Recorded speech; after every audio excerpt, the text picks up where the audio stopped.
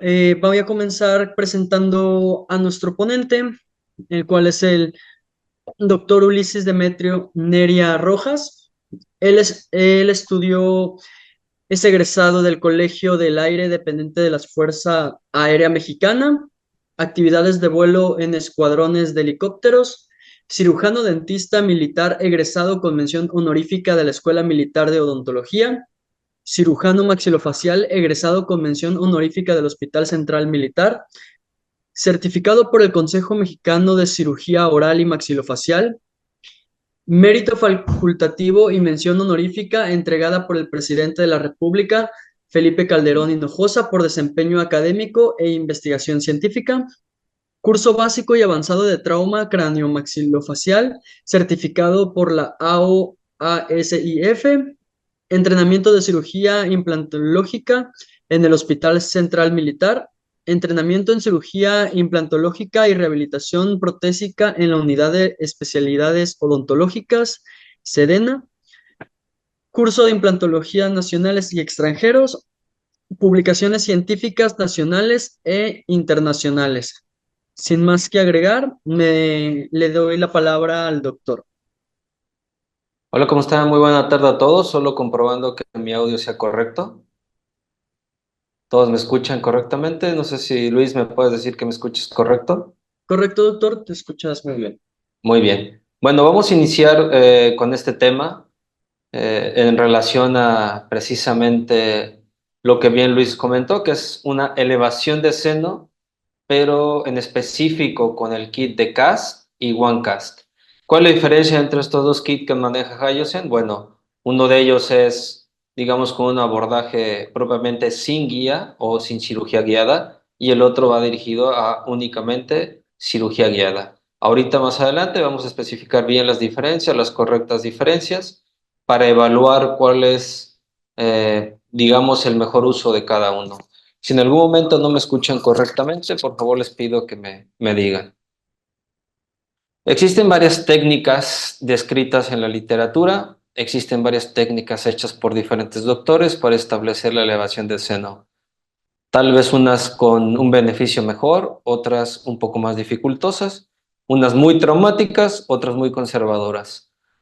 En este tema quisiera decirles que cuando hice mi especial de cirugía maxilofacial, pues bueno, hacíamos comúnmente la elevación por ventana lateral de Catwell Loop, que era muy común, un abordaje amplio, una osteotomía amplia. Utilizamos diferentes tipos de aparatos, en este caso me refiero de pieza alta, pieza de baja, piezo eléctrico y algunos otros kits que podríamos utilizar para hacer el abordaje.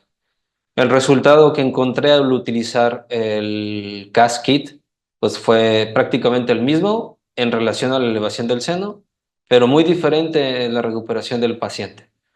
Actualmente en mi práctica privada y ahí donde trabajo además en un hospital, ya no realizo o casi ya no realizo, digamos que el 98% de las veces lo realizo por medio del CAS o OneCAS y el restante por alguna ventana lateral en algunas circunstancias muy específicas, ¿no? Entonces, en ese sentido, como les decía, hay muchas o variantes técnicas y cada uno de nosotros encontraremos la que nos hace más adecuada.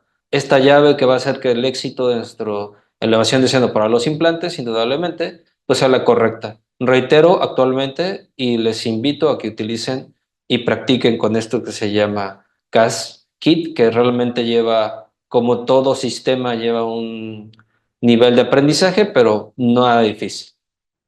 Esto que describió Séneca precisamente establece que todos vamos a empezar una fase de aprendizaje. Y si no nos equivocamos, es una fase de aprendizaje. Pero más aún, si no reconocemos nuestras fases de aprendizaje y nos damos cuenta que es lo que estamos haciendo mal, pues no vamos a aprender, porque cada día, con diferentes cosas que hacemos, aprendemos aún cuando estamos enseñando. Es algo importante que lo deben tomar en cuenta.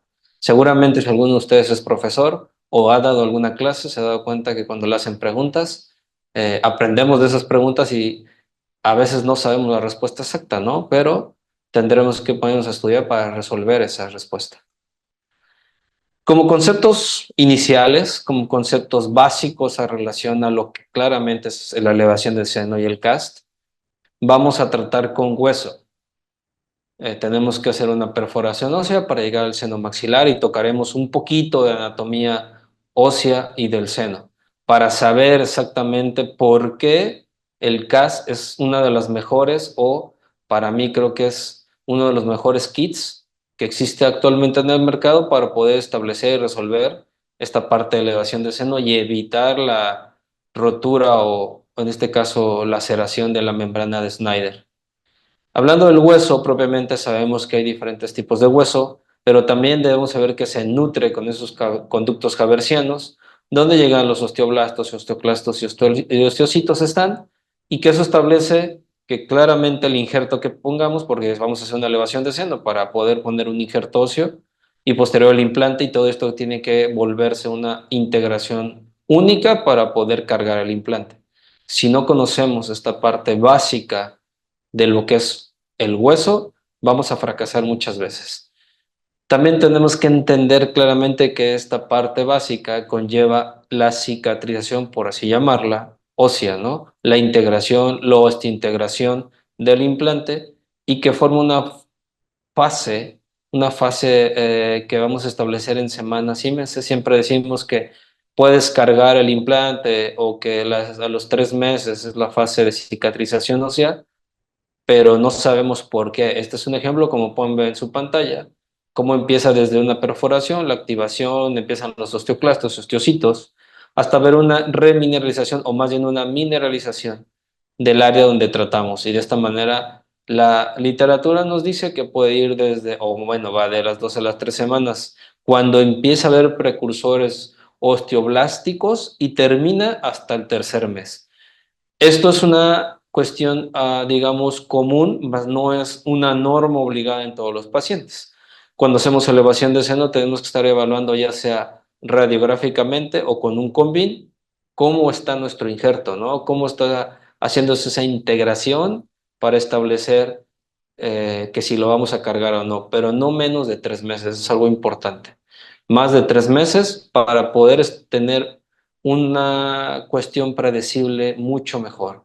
Si no, podemos seguramente fracasar, si lo queremos cargar tempranamente. En mi opinión, y creo que en varios artículos que he leído, sería un error querer cargar o hacer carga inmediata en un implante que vas a poner con elevación de seno, porque está muy tendiente al fracaso. Además, es importante que, como todo el mundo lo conoce, seguramente el doctor Brandemar estableció el término de osteointegración y las superficies con las que tenemos o las que están hechos los implantes nos van a ayudar aún más a mejorar la estabilidad primaria que tiene y la integración que va a tener este implante con el injerto y elevación de seno. Entonces, cuando vayamos a colocar un implante, tenemos que saber y conocer las superficies.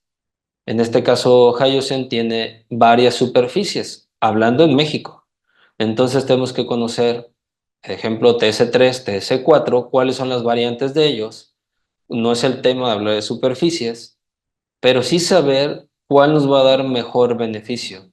En la designación de cada implante, como les decía en este caso, TC3, TC4, no solo son números al azar, sino tiene que ver con la forma del implante, la superficie del implante y por consiguiente, dónde lo vamos a escoger para que tenga una mejor osteointegración. Como agregado, y antes, reitero, todo esto es parte de la temática e información para lograr un adecuado o una adecuada colocación de un implante previa a una elevación de seno y utilización del CAS.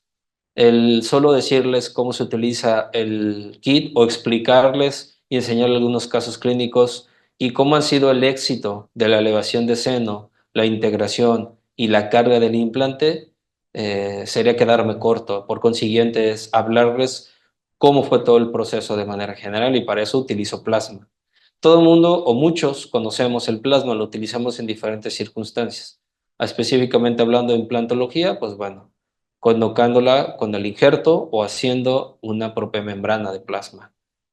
El plasma nos va a ayudar a que tengamos una mejor carga o esta integración, como lo vemos en esta imagen, haya que podamos establecer que supongamos que teníamos esos 3 meses que ya hablamos, no nos vayamos hasta los 5 meses, sino a los 3 meses, precisamente ya exista toda esa osteointegración, un hueso maduro para que podamos cargar nuestro implante, sabiendo que cualquier implante que pongamos en el maxilar, también en la mandíbula, pero en este caso estamos hablando propiamente del maxilar y el tema es elevación de seno, van las cargas dirigidas a otras partes del cráneo, del macizo facial, no solo se queda en la parte alveolar.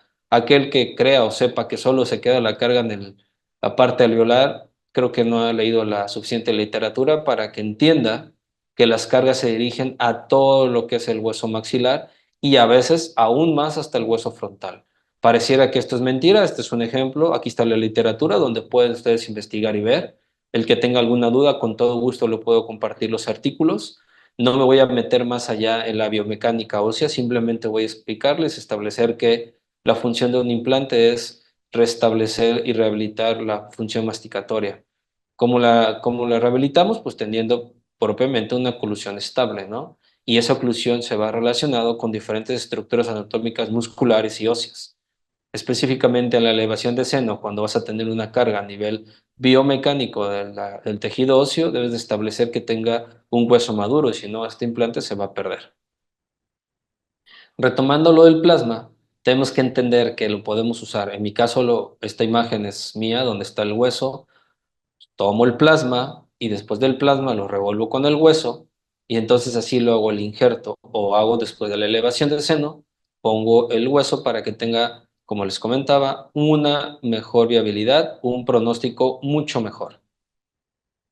¿Por qué el plasma? Bueno, el plasma tiene, como ven en su imagen, tiene unos granulitos o granulocitos que se llaman alfa. Estos gránulos alfa son los que realmente nos interesan del plasma, el plasma rico en plaquetas, porque pues, siempre hablamos de plasma rico en plaquetas. Nunca sabemos seguramente, o muchos no saben cuánto es su tiempo de vida, dónde están exactamente esas cuestiones ricas de proteínas, en dónde se encuentran y son dentro de los gránulos alfa. Entonces, si no tomamos adecuadamente el plasma, ya va a ser plasma, pero no rico en plaquetas.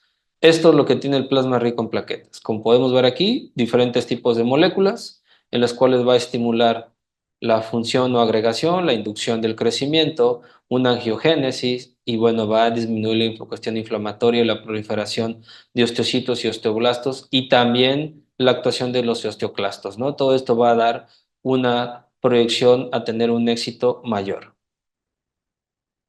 Podemos conjugarlo, además de, si tenemos ejemplo, una perforación que al momento de querer hacer nuestra elevación de seno, utilizando cualquiera, en este caso que es muy poco probable, pero puede suceder cuando no tienes una técnica adecuada, cuando no has tenido esa cuestión de aprendizaje muy bien llevada, podrías perforarlo, sí, sí puede existir el caso que con el CAS-Kit, muy poco probable, pero existe. ¿Por qué? Porque no está diseñada, o más bien el diseño no está diseñado para la mano en el sentido de que no enseña a la mano. El kit está diseñado pues para que aprendas a usarlo, pero hay quien a lo mejor piensa que solamente el tenerlo va a aprender por sí solo. Siempre les recomiendo que tengan una curva de aprendizaje, que se acerquen con Hyosen, que se acerquen con algún doctor que tenga experiencia en usar este CAS o el kit de elevación de seno transcrestal que se llama CAS para poder evitar ese pequeño riesgo de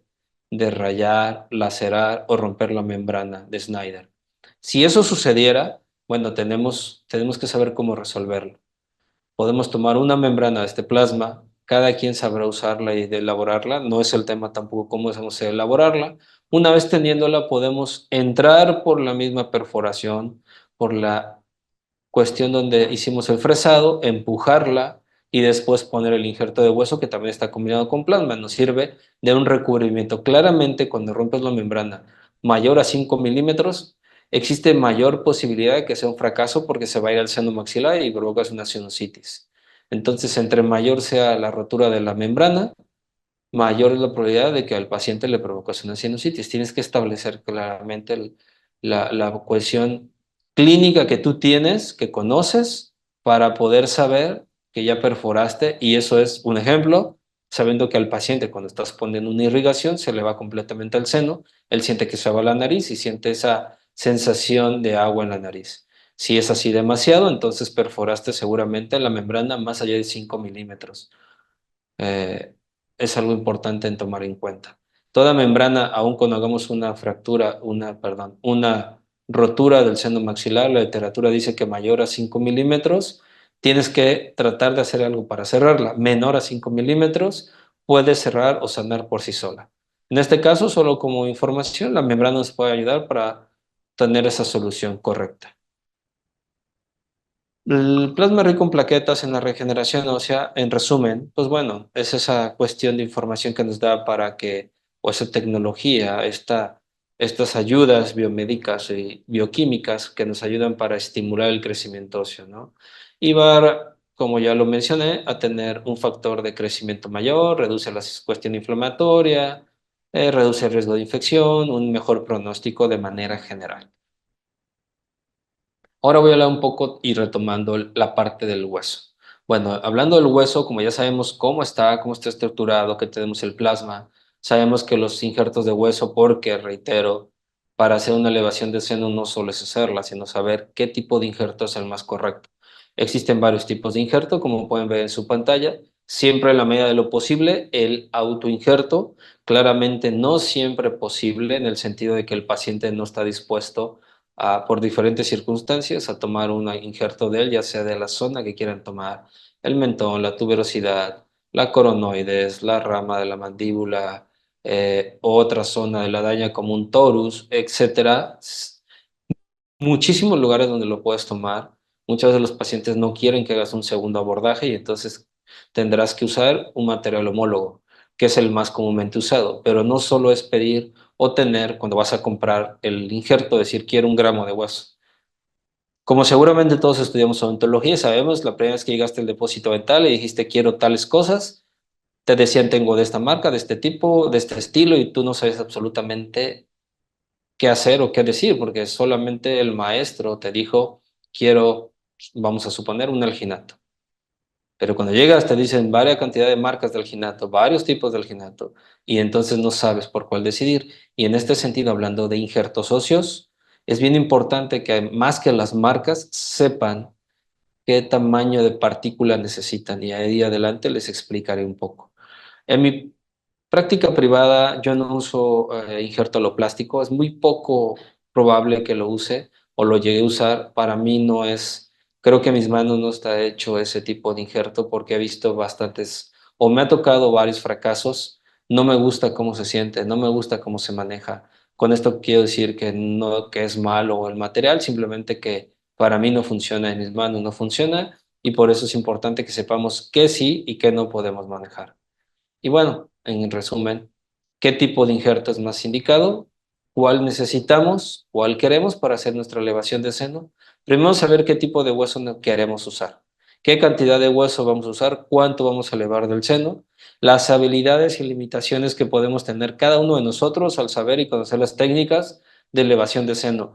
Y hablando específicamente del tema que es CASKIT, en verdad es una curva de aprendizaje que no lleva mucho tiempo, que solo hay que aprender a manejar. Es muy sencilla, muy fácil, bastante bien predecible, con pocos riesgos de perforación, aunque existen pocos riesgos, y que nos da una solución, como reitero, poca inflamación para el paciente, bastante predecible, y al final una satisfacción como doctor donde el paciente te va a agradecer y te va a decir es que no me inflamé, es que no tuviste que hacer tantos puntos de sutura, no te diste que estudiar hacer un abordaje amplio y por consiguiente, pues eso el paciente lo agradece, ¿no?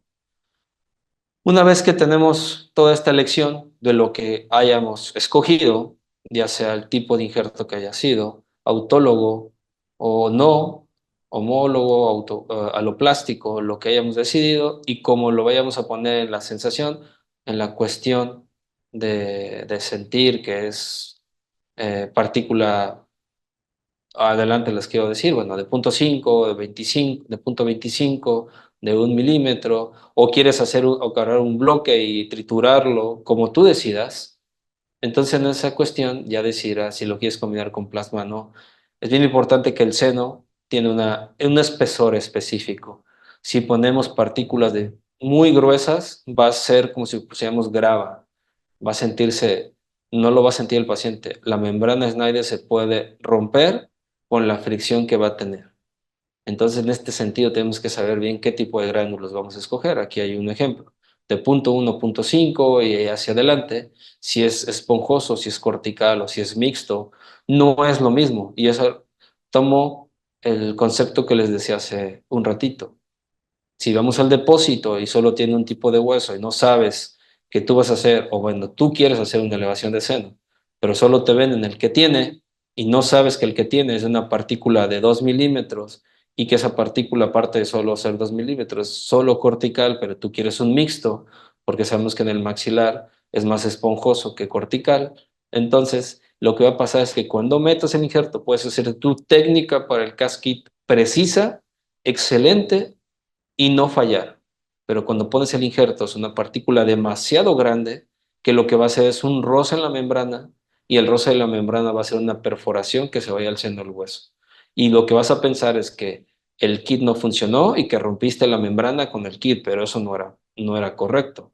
Lo que provocó la rotura de la membrana no fue el kit y no fue propiamente tu técnica, fue la mala elección del injerto de hueso que tuviste. Y por eso hablo de este tema antes de hablar propiamente del seno. Si queremos tomar autoinjerto y solo por conocimiento general, tenemos de estos lugares, tanto tuberosidad, mentol, no rama, cuánta cantidad nos da de injerto, por si quisiéramos tener una idea de tomarlo.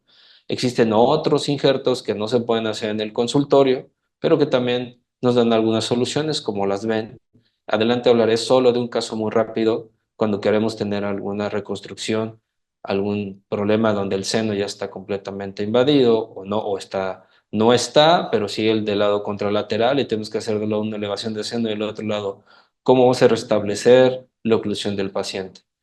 Como le reitero, todas estas cuestiones de injertos no son el consultorio, solo es como conocimiento general. Si tomamos la decisión de tomar un injerto autólogo, debemos de tener estos 4 puntos. El primero, pues claramente seleccionar el lugar que menos tengamos que sea una incisión y que menos vamos a provocar un proceso de infección, digamos, tanto del donde tomamos el injerto como donde lo vamos a colocar. Debe estar bien vascularizado el injerto, no puede ser un lugar, como todo el mundo lo sabe, donde tenga un proceso infeccioso, donde hay un problema grave a nivel óseo, un paciente osteoporótico, por ejemplo, que esté tomando bifosfonatos, ni siquiera le vamos a hacer elevación de seno y ni siquiera le vamos a poner implantes, ¿no? Tenemos que tomar el tiempo necesario para establecer lo correcto, que haya pasado el periodo de la acción de los bifosfonatos. Con quimioterapia es similar, con radioterapia también. Entonces, bueno, todas estas cuestiones, quitando esa información o quitando esas partes, también debemos saber que tiene que estar libre de infecciones y contaminantes. Y además, lo más importante es que cuando pongamos un implante, y por eso decía hace rato que un implante que vamos a poner con elevación de seno, no se va a hacer una carga inmediata o está prácticamente contraindicado, o si no es que totalmente contraindicado. Habrá quien lo pueda haber hecho y tener éxito muy bien, a lo mejor tenía todas las características, donde hizo la elevación de seno de 1 milímetro y pues tenía, dando un ejemplo de un implante de 10 milímetros, pues tenía 9 milímetros de hueso suficiente y solo hizo la elevación de 1 milímetro, le hizo carga inmediata y fue un éxito. Eso puede ser correcto. Pero lo contrario, que tuvieras 4 milímetros de residual del reborde alveolar y tienes que elevar 6 milímetros, por dar un ejemplo, entonces ahí no vas a hacer carga inmediata porque estás destinado al fracaso. Entonces, por consiguiente, si tenemos una elevación de seno y ponemos un implante, tenemos que dejarlo 21 días sin movimiento, sin carga, sin poner absolutamente nada de fuerza en ese implante, porque son los momentos más importantes para que el hueso se integre, los primeros 21 días, de cualquier injerto. Específicamente elevación de seno son los primeros 21 días.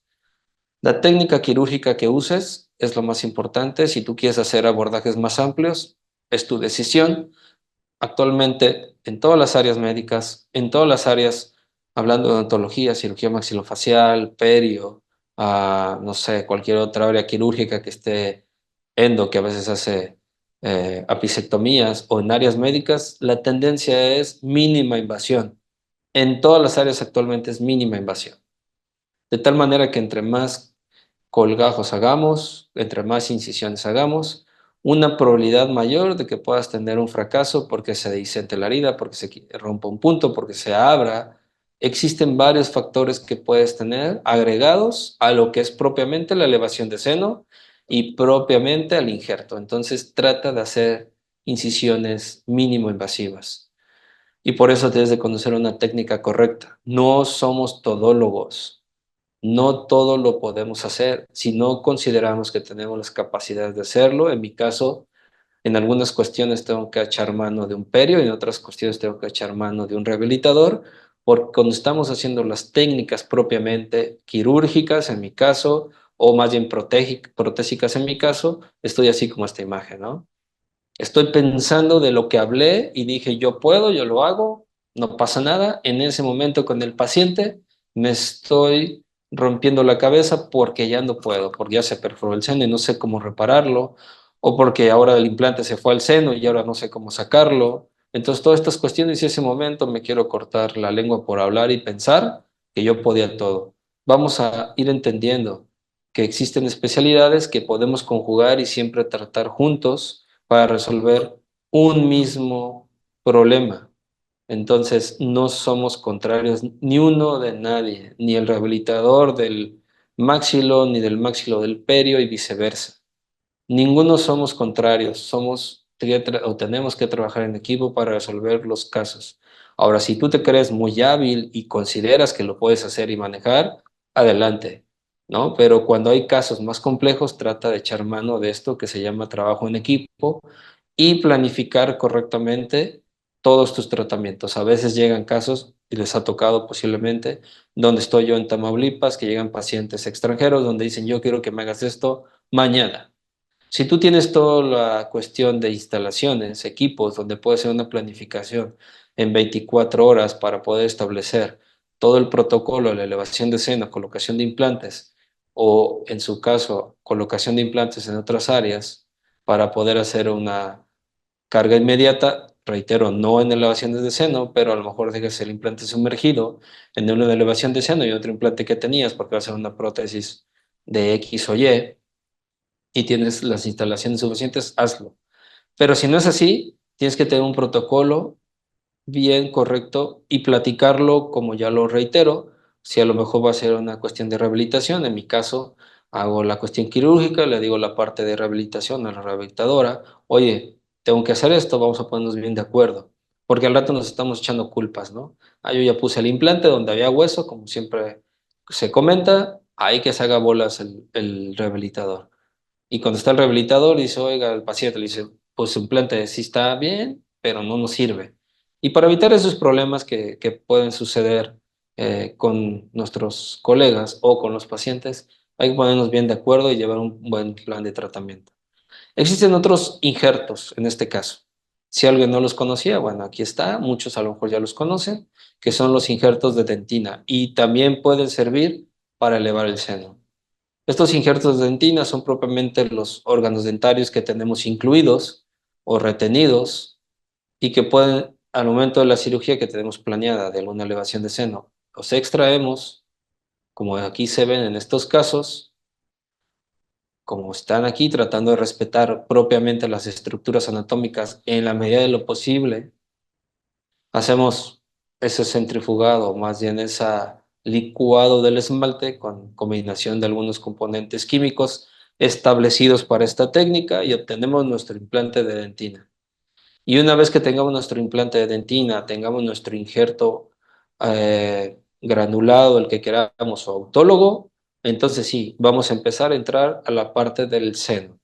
El seno podemos tener senos septados o sin septo, que significa divididos. Tenemos que establecer que si tenemos un primer molar y está un septo, el casquit también nos es útil. ¿Por qué? Porque, como lo voy a mencionar y lo voy a enseñar en las imágenes siguientes y en las presentaciones y en los casos clínicos, al tener esta pequeña fresa que es no lacerante para la membrana Snyder, podemos tener, y al ser hidráulico, al momento de que queda en medio, la parte hidráulica, el agua, que propiamente no es agua, es la solución, va a entrar por los espacios y va a poder hacer la elevación de seno. Y entonces podemos rehabilitar, vamos a hacer una elevación de seno con una colocación de implante aún en cuestiones de senos septados. También cuando tenemos una inflamación del seno maxilar, también se puede hacer, pero tenemos que tener cuidado al momento de meter la presión hidráulica con la solución para no exagerar esa presión hidráulica porque podemos romper la membrana. En membranas de senos que son con inflamación de la membrana propiamente, se vuelve un poco más lábil, más delgada y por consiguiente con una presión excesiva de la presión hidráulica que estamos estableciendo con el casquit, pues podemos romperla. Estas son las pequeñas variantes que le decía que tiene que tener una curva de aprendizaje, porque todos quisiéramos que fuera como el libro. El libro nos dice que pues es de esta forma, el kit nos dice que es de esta forma, pero hay pacientes que no nos van a tocar exactamente de la forma tal y cual está descrita en el libro, muy bonita y muy bien descrita. Son variables que tenemos que tomar en cuenta y acercarnos, tomar el curso adecuado, establecer la correcta aprendizaje de este manejo de este kit, que es el CAST, y el OneCast, que es todavía como que, digamos, un poco, no complejo, pero que ya tenemos que haber manejado el CAST para ver ahora y manejar el OneCast. Todos esos dos kits son a ciegas, por digamos, son técnicas a ciegas, que son en base a cómo sientes, cómo ves, que está el regreso del flujo sanguíneo y del injerto, me refiero más bien del hueso que hiciste con la fresa, y ver que no haya una perforación, una presión negativa. Todas esas cuestiones, características pequeñas, establecen que no has roto la membrana Snyder. Siempre les sugiero que empiecen por el cast y entonces se brincan después al OneCast. Podemos ver aquí la evolución de un seno maxilar. ¿Cuándo es que ya podríamos hacer una elevación de seno? Siempre entendemos que el crecimiento y las teorías del crecimiento y lo que algunos protocolos nos pueden establecer, porque nos quedamos como a veces, creo yo, como los caballos, no queremos ver y nos ponemos vendas en los ojos o unas limitaciones y no vemos que hay un gran panorama en el cual puede existir que si en algún niño, si lo queremos llamar así, o adolescente, en características específicas donde no va o está la oclusión correcta y por algún motivo perdió un primer molar, se puede hacer una elevación de seno y colocar un implante. Si ustedes lo sabían o no lo sabían, el crecimiento propiamente del seno maxilar se termina más o menos entre 12 y 13 años. Por eso esta imagen, a los 3, a los 4, a los 12, y como ven también en su pantalla, ahí está un cráneo adulto y se ve cómo creció el seno. Si ustedes tienen un paciente mayor a 12 años, 13 años, porque es variable, máximo 13 años, ya podrían hacer una elevación de seno si fuese necesario. Estoy hablando de cuestiones y casos muy específicos. Esta otra imagen nos menciona, aquí está, desde los 3 meses hasta los 12 años o más. Esto que vemos naranja o rojo en el seno maxilar, también el seno frontal, pero en este caso específicamente el seno maxilar, establece el crecimiento del seno maxilar. Y reitero, si ustedes tienen un paciente que por algún motivo tenía 14 o 15 años y que solo exclusivamente perdió un molar o dos molares y que piensan que tiene que crecer para poder hacerle la elevación de seno y poner el implante, bueno, si tiene una oclusión correcta, tomando varias características, no solo decir, ya tiene 13, 14, le hago la elevación de seno el implante, pero tiene una maloclusión y tiene que tener tratamiento de ortodoncia, pues claramente no se la van a hacer.